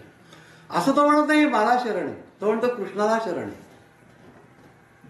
ही अर्जुनाची भूमिका आहे की माझं काही नाहीच आहे, हे सगळं आहे कृष्णाचं. आहे तू तुके देवाचे, ऐसे वर्तणे निश्चयाचे, मूळ तुटे उद्वेगाचे येणे रीती. मी करता ऐसे म्हणसे, तेणे तू कष्टी होसी, देव करता म्हणता पावसी, यश कीर्ती प्रताप. सगळं भावनेचा भाग आहे. या सगळ्या गोष्टींच्या मध्ये एकतर मला ज्या आधाराने मी भक्ती करतो ती आधार सुद्धा देवाचा आहे, त्यानेच मी भक्ती करतो, त्याच्याचमुळे त्यानेच मला प्रेरणा दिली. याचाही पण अहंकार नको. शिव होऊनी शिव यजेचे, हेची परम भक्ती जाण्याचे, शिवस्वरूपी समर्पिचे कर्म मात्र. परी हे मिया समर्पिले, पण मी हे समर्पित केलं, हेही वासने माझी नाही ठेवले, ऐसे धुनी कर्म दिले तया हाती. मी समर्पित केलं ही पण भावना नाही ठेवली. ऐसे धुनी कर्म दिले तया हाती, तोच एक कार्य करता, तोच एक सिद्धीस नेता, मग भक्ता लागी चिंता उरली कोठे. खूप उंचीची गोष्ट आहे आणि आधार सगळा भगवंत आहे. एक अगदी छान गोष्टी संता कथा म्हणून बाबा बेलसरेंनी एक छोटं पुस्तक लिहिलेलं आहे, फार सुंदर आहे. त्याच्यामधली एक गोष्ट आहे. तर त्या गोष्टीच्या मध्ये म्हणजे महाराजांशी संबंधितच होता. तर एका माणसाने जज होता रिटायर्ड, आणि तो रिटायर्ड जज महाराजांच्याकडे आला आणि त्याच्यानंतर त्यांनी म्हटलं की काही झालं तरी देखील मला खूप अहंकार आहे आणि तो अहंकार जाण्याच्यासाठी म्हणून काय करावं. तर त्याच्यावरती महाराजांनी सांगितलं की तू एखाद्या क्षेत्राच्या ठिकाणी जाऊन भिकाऱ्यांमध्ये राहून भीक मागून खात राहा. असं म्हटल्यानंतर हा न्यायाधीश माणूस म्हणजे जज पूर्वीचा आणि असं मोठा पोझिशनचा, तो एकदम सगळं सोडून खरोखरीच गेला आणि त्या भिकाऱ्यांच्या मध्ये राहायला लागला, भीक मागून खायचं. त्याच्यानंतर काही दिवसानंतर महाराजांच्याकडचा एक माणूस तिथं सहज गेला होता. त्याने त्याला ओळखलं की अरे जजेस आहेत तुम्ही. हो म्हणलं, इथं कशी काय असे भिकाऱ्यांच्या लाईनीमध्ये. तर तर म्हटलं की मला महाराजांनी सांगितलं की क्षेत्राच्या ठिकाणी जाऊन भीक मागून खा, कारण की तुझा अहंकार जात नाही. म्हणजे अहंकार जाण्यासाठी काय करावं असं मी विचारलं. तेव्हा मी असं म्हणजे दीन भाव माझ्या मनामध्ये येतो. तर मग त्यांनी त्याला विचारलं की मग आता इतके दिवस तुम्ही राहिलात तर तुमच्या मनामध्ये आता दीनभाव आला की नाही? तो म्हणलं काही करा, म्हणला की ह्या भिकाऱ्यांच्या सारखा दीनभाव माझ्या मनात येत नाही. तर तो म्हणलं का नाही येत? तो म्हणलं काही झालं तरी मला पेन्शन आहे, मी विसरू शकत नाही. किती सूक्ष्म गोष्ट आहे की बाबा इथं भीक मागतोय म्हटलं एक आधार आहे. प्रॅक्टिकली ही गोष्ट तशी सोडणं फार डिफिकल्ट असतं की या सर्व गोष्टी आपल्या आतमध्ये कुठेतरी असा वेगळाच आधार आपण घेऊन बसलेला असतो. म्हणून सगळं काही तुला अर्पण, सगळं काही तुला अर्पण असं 50 वेळा जर म्हटलं तरी सगळं काय अर्पण होत नाही. त्याच्यापेक्षा स्वतःलाच अर्पण करणे. त्याचं कारण ह्याच्यामध्ये परमात्म्याशी स्व जोडलेलं आहे, त्यामुळे स्व परमात्म्यामध्ये विलीन करणे हे खऱ्या प्रकारचं अर्पण आहे. म्हणजे ही गोष्ट निश्चित आहे. त्याला शरणागती असं जे म्हटलं जातं त्याचं वर्णन ज्ञानेश्वर महाराजांनी अशा रीतीने केलेलं आहे की तया अहम वाचा चित्त अंग देवनिया शरण रिग महोदधी का गांग रिगाले जैसे. या समुद्राला गंगा ज्या वेळेला मिळते त्यावेळेला ती परत पाठीमागे येत नाही, तशा प्रकाराने त्याला तो दिलंच स्वतःला अर्पण करून. ही गोष्ट तशी म्हटली तरी देखील करणार कसं अर्पण? किंवा पायावरती डोकं टेकलं, लोटांगण गेलं तरी अर्पण होईल का? हा एक भाग आहे की त्यांनी कितीही केलं तरी फिजिकली काही अर्पण होऊ शकत नाही. या गोष्टी फिजिकली होणाऱ्या नाहीत. मी एकदा एका ठिकाणी कीर्तनकार होते आणि काय मी पण असं कीर्तन गेलो, चांगले दणदणीत होते ते ग्रस्त म्हणजे असे, आणि छान कीर्तन वगैरे केलं. पण योगाची भूमिका नव्हती त्यांची. आणि का योगाच्या अवस्थांच्या बाबतीमध्ये ते म्हणजे त्यांना असं माहिती पडलेलं होतं की यांच्याकडे योगाची अवस्था जर का तुम्हाला समजून घ्यायची असेल तर तुम्ही यांच्याकडे जा, असं त्यांना कोणी सांगितलं होतं. आणि मला तशा रीतीने ते ओळखत होते. मग कीर्तन झाल्यानंतर ते इतका आनंद, त्यांचंच कीर्तन होतं, मी आपलं ऐकायला गेलो होतो. मग त्यानंतर ते मी त्यांना नंतर नमस्कार करायची पद्धत असते त्यानुसार गेलो. त्यांनी असं दंडाला धरलं आणि असं छातीला धरून असं अंगा की ये हृदयचं ये हृदय घातलंय असं करून त्यांनी असं मला म्हटलं होय हे हृदय राहू दे. असं या हृदयाचं ते हृदय घालता वगैरे असं येत नाही. फिजिकली माणसाला असं वाटतं की असं काहीतरी अर्पण आपण स्वतःला लोटांकडे केलं असं नाही अर्पण होत. मन विलीन करणे हा त्याच्यातला भाग आहे. तत्वामध्ये मन विलीन करणे. सुवर्णमणी सोनया हे कल्लोळ जैसा पाणी या. सुवर्णमणी सोन्याला शरण असतो. पाणी आणि त्याच्यामधला कल्लोळ उठला तर पाण्यामध्ये विलीन होतं सहजपणे.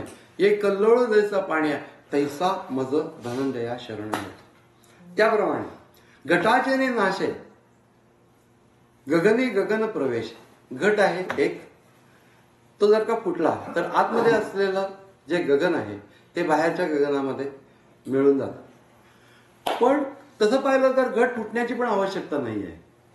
आतमधलं गगन आणि बाहेरचं गगन, घट पण त्या गगनामध्येच आहे वस्तुतः. घटाचे नाशे गगनी गगन प्रवेशे. जसं धूर एका ठिकाणी उठून आकाशामध्ये जातो तसं आकाश उठून आकाशामध्ये जाऊ शकत नाही, कारण की सगळीकडे आकाशच आहे. त्यामुळे आकाश जर का दुसरीकडे जायला अशी जागा पाहिजे की जिथं आकाश नाही, त्यामुळे आकाश दुसरीकडे जाऊ शकत नाही. घटाचे नाशे गगनी गगन प्रवेशे मज शरण येणे तैसे ऐक्य करी. म्हणजे तशा प्रकारची एकरूपता की ज्या वेळेला मला घटाचा बोध म्हणजे शरीराचा जो बोध आहे तो बाजूला पडल्यानंतर चैतन्याच्या बोधामध्ये ज्या वेळेला व्यक्ती राहते त्यावेळेला तो स्वतःला तत्वाशी एकरूप करण्याच्या, विलीन करण्याच्या या भूमिकेला अर्पण करणे असं म्हणतं. की स्वतःचा वेगळेपणाचा अहंकार धरून न ठेवता विलीन होऊन देणे. ती गोष्ट योगाच्या माध्यमातून हळूहळू साध्य होते. पण या सगळ्या गोष्टीला भावानी अधिष्ठान असलं तर ती गोष्ट लवकर साध्य होते. म्हणजे मला जर का देवाशी भावनिक संबंध जोडता येत असेल मी प्रत्यक्षता काही अर्पण करत असेल, समाजासाठी काही करत असेल, ते करताना माझ्या मनाची एक घडण होते की ज्याच्यामध्ये विलिनीकरण करण्याच्यासाठी म्हणून ते सुयोग्य होतं. म्हणून ही सगळी अर्पण भक्ती सामान्य काहीतरी अर्पण करण्यापासून, सामान्य भावनेने अर्पण करण्यापासून ते अत्युच्च अशा प्रकारचं स्वतत्व, त्या स्वतत्व परमतत्वाशी एकरूपता अनुभवण्यापर्यंत हा सगळा अर्पण भक्तीचा भाग आहे. आणि हा जो सगळा प्रवास आहे त्याच्यामध्ये आपण कुठेतरी आहोत. जास्तीत जास्त उच्च अवस्थेला जात जावं, जास्तीत जास्त उच्च अवस्थेला जाताना भगवंताचीच प्रार्थना करावी की मला अधिकाधिक जवळ घे. जवळ घे ही भूमिका तुका म्हणे भय उपजले चित्ती घे नारायणा कडिये मज. नारायणा मला कडेवरती घे, असं त्याच्याचं म्हणतात की कडेवरती घे. सुख दुःख पाप पुण्याची मंडळे एक एक बळे धाव घेते. सुख झाल्यानंतर सुखाचे भोग स्वर्गाचे भोग सरिता नरक एका पुढे एक एक होती. त्यामुळे अशा प्रकाराने सुखदुःखांच्या सारखे लाटा चाललेले आहेत. तुका म्हणे भय उपजले म्हणजे अशा प्रकारच्या अंतःकरणामध्ये भय उपजले. तुका म्हणे भय उपजले म्हणा घे नारायणा कडिये मज. आता लहान मुलं म्हणतात ना की आई मला भीती वाटते कडेवर घे, तसं ते देवाला म्हणतात किंवा कडेवर घे. आम्ही अशा रीतीने देवाच्या पुढे एक लहान मुल घेऊन राहिलो. अगदी शुद्ध भावनेने त्याला जे अर्पण करायचं ते अर्पण केलं तर हळूहळू आमच्या अंतःकरणाची क्षमता विकसित होते. सैंधवाचा खडा पाण्यामध्ये टाकल्यानंतर, समुद्रामध्ये टाकल्यानंतर विरघळायला अडचण काय, असं ज्ञानेश्वर महाराजांनी म्हटलं. आता ही गोष्ट बघा, ज्ञानेश्वर महाराजांचा दृष्टांत विशेष असतो की सैंधवाचा खडा आहे, पाणी जर का कमी असेल एका वेळेला नाही विरघळणार, पण समुद्रात विरघळायला का पाणी केवढं तरी मोठं आहे, तसा परमात्मा आहे. सैंधवाचा खडा समुद्रात टाकल्यानंतर विरघळायला अडचण काय, काहीच अडचण नाही. तसं तू परमेश्वरात विलीन हो. याच्यात एक गोष्ट सांगितलेली आहे की सैंधवाचा कडा विलीन होईल, पण दगड जर का टाकला तर तो विलीन होणार नाही, कारण की दगड विरघळत नसतो. त्यामुळे दगडापासून ते सैंधवाच्या खड्याचा जो गुणधर्म विरघळून जाण्याचा गुणधर्म प्राप्त झालेला आहे, तसं अंतःकरण दगडासारखं असणं आणि सैंधवाच्या खड्यासारखं होणं, हा जो मधला जो भाग आहे त्याचं जे ट्रान्सफॉर्मेशन दगडापासून सैंधवाच्या खड्यापर्यंत म्हणजे विरघळण्याची क्षमता असल्यापर्यंत हे अर्पण भक्तीमधनं होत असतं. तुम्ही दररोज काही अर्पण करणे, सकाळी उठल्यानंतर पहिला शब्द देवाला अर्पण करणे, पहिला शब्द श्रीराम म्हणणे, देवाला अर्पण करणे. प्रत्येक गोष्ट पहिली देवाला अर्पण करणे. पहिला शब्द चहा. आमचे स्वामी असं म्हणायचे, सर्वस्व चहा मृदी सन्निविष्ट. सगळ्यांच्या हृदयाला व्यापून चहा राहिलेला, सर्वस्व चहा मृदी सन्निविष्ट. पहिला शब्द ईश्वराचा ओम म्हणावं, श्रीराम म्हणावं. पहिली दृष्टी ज्या ठिकाणी टाकावी त्याप्रमाणे ईश्वर भावनेने टाकावी, प्रत्यक्षात किंवा एखाद्या प्रतिमेवरती असावी. हे जे सर्वप्रथम जे आहे, पहिला घास ज्या वेळेला खाऊ त्यावेळेला आम्ही मनात देवाचं स्मरण करू, पहिला पाण्याचा घोट पिऊ त्यावेळेला देवाचं स्मरण करू. म्हणून स्मरण करणे हा जो भाग आहे याच्यातनं आम्ही हळूहळू मन देवाशी संबंधित होत राहतं. आम्ही केवळ विचाराने सगळीकडे परमात्मा सगळीकडे परमात्मा असं ते होत नाही. त्याला एक मनाचं ट्युनिंग व्हायला लागतं त्याच्यासाठी, आणि ते या भक्तीने जसं होतं तसं दुसऱ्या कशाने होत नाही. म्हणून भावनात्मक भाग आणि हळूहळू तो ज्ञानाकडे आपोआप घेऊन जाण्याच्यासाठी म्हणून क्षमता विकसित होते. म्हणजे एकदम ते होत नाही, क्षमता विकसित होते. आम्ही काही एखादे स्तोत्र ऐकलं, मंत्र ऐकले, एखाद्या अभंग ऐकले, मन त्याच्या ठिकाणी जोडून ठेवलेलं असलं की मनाची क्षमता स्वतःला विसरण्याची, थोडा वेळ विसरण्याची क्षमता निर्माण होते. विलीन होण्याची क्षमता त्याच्या पुढची गोष्ट आहे, परंतु विसरण्याची तरी क्षमता निर्माण व्हायला पाहिजे. त्याच्याशी ज्या ज्या गोष्टी आमच्या अनुभवाला येतात त्याशी तदाकार होणे ही गोष्ट आम्हाला होते. कर्मामध्ये माणसं काही वेळेला तशी खूप तल्लीन होतात, कारण की ती कर्म प्रवृत्ती आपली नैसर्गिक असते, त्याच्यामध्ये आपण होतो. पण इतर सर्व गोष्टीच्या मध्ये जिथे जिथं भावनात्मक भाग शक्य असेल त्या भावनात्मक भागाने ईश्वराशी तन्मय होऊन जाणे. आणि हे करता करता पाहो जाता माझी नभा दिसे शोभा चांगली, बैसला तो माझ्या मनी नगा कोणी लाजवू, जीवा आवडे जीवा होनी, काता नवे वेगळा झाली विश्वंभरा ऐसी तुकया दासी स्वामीची, असं एक फार गोड पद आहे की देवाकडे आकाशाकडे निळा रंग पाहिल्यानंतर कृष्णाची आठवण होऊन त्या कृष्णामध्ये मन विलीन होऊन गेलं. तर हा भक्तिभावाचा भाग आहे. इतक्या प्रमाणामध्ये आपला होणार नाही. एखाद्या व्यक्तीला कधी कधी होईल, परंतु ही गोष्ट थोड्याफार प्रमाणामध्ये आम्ही जी थोडी उपासना करतो त्या उपासनेमधनं विकसित होत असते. आणि उपासना आणि योगमार्ग या दोन्ही गोष्टीतनं हळूहळू स्वतःला अर्पण करण्याची क्षमता निर्माण होते आणि त्यालाच निवेदन असं म्हटलं जातं. निवेदन करणे म्हणजे अर्पण करणे. ऐक निवेदनाचे लक्षण देवाचं वाहावे आपण. देवाला इतर गोष्टी वाहता वाहता स्वतःलाच देवाला वाहून टाकणे याला आत्मनिवेदन असं म्हणतात. आणि मी सांगितलं त्याप्रमाणे प्रत्यक्ष शरीराने स्वतःला वाहता येत नाही.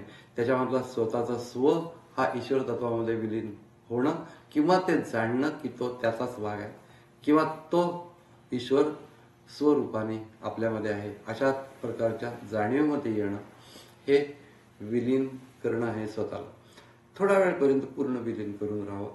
मग विश्वामध्ये आपल्याला हे सगळं खेळायला त्याने अंगण दिलेलं आहे, असं त्यानुसार आपला संसार आनंदाने करावा. पण देवाचं होऊन राहावं. मी कुणीतरी आहे असं वाटण्यापेक्षा, गोंदवलेकर महाराज म्हणतात मी कुणीतरी आहे असं वाटण्यापेक्षा मी कुणाचं तरी आहे असं वाटणं हे जास्ती श्रेयस्कर असतं. त्याच्यामुळे आम्हाला एक प्रकारची दिशा मिळत असते आणि तशी दिशा लागून हळूहळू आम्ही ईश्वर तत्वाशी एकरूपता अनुभवावी अशा प्रकारची प्रार्थना ईश्वराला करून मी ते बोलणं सगळं त्याच्या चरणी अर्पण करतो. हरिओम तत्सत. विठ्ठल विठ्ठल विठ्ठल विठ्ठल विठ्ठल विठ्ठल. पुंडलिक वरदान हरी विठ्ठल. श्री ज्ञानदेव तुकाराम पंढरीनाथ महाराज की जय. सर्व संतन की जय. जय जय रघुवीर समर्थ. सच्चिदानंद झालेलं आहे.